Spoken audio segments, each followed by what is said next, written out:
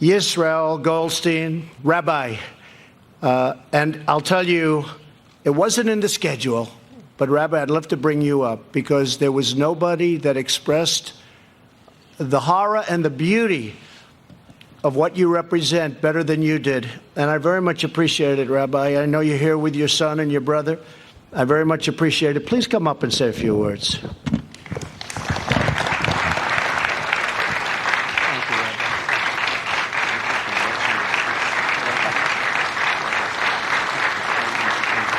You just have a good time.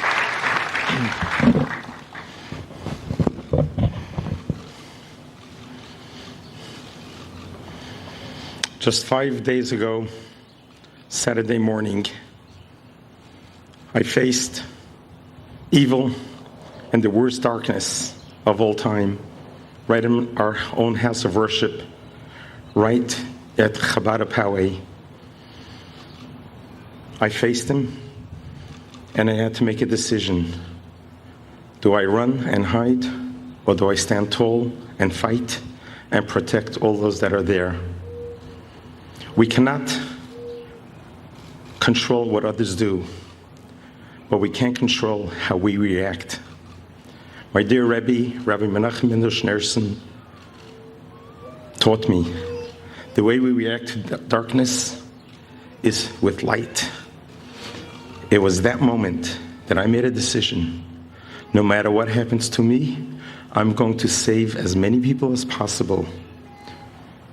I should have been dead by now, based on the rule of statistics. I was in the line of fire, bullets flying all the way. My fingers got blown off, but I did not stop. The Rebbe taught me, as a Jew, you are a soldier of God.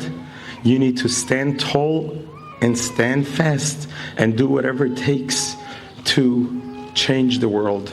My life has changed forever, but it changed so I could make change.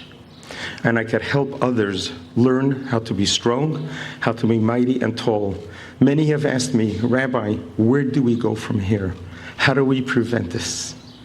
And my response is what my Rebbe told me when President Ronald Reagan was shot. The Rebbe said, we need to go back to the basics and introduce a moment of silence in all public schools so that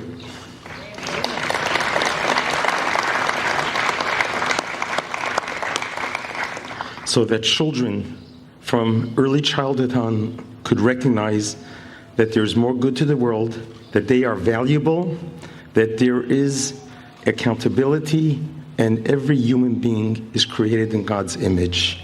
If something good could come out of this terrible, terrible, horrific event, let us bring back a moment of silence to our public school system. I also want to thank the United States of America. I'd like to thank our dear, honorable Mr. President for being, as they say in Yiddish, a mensch par excellence.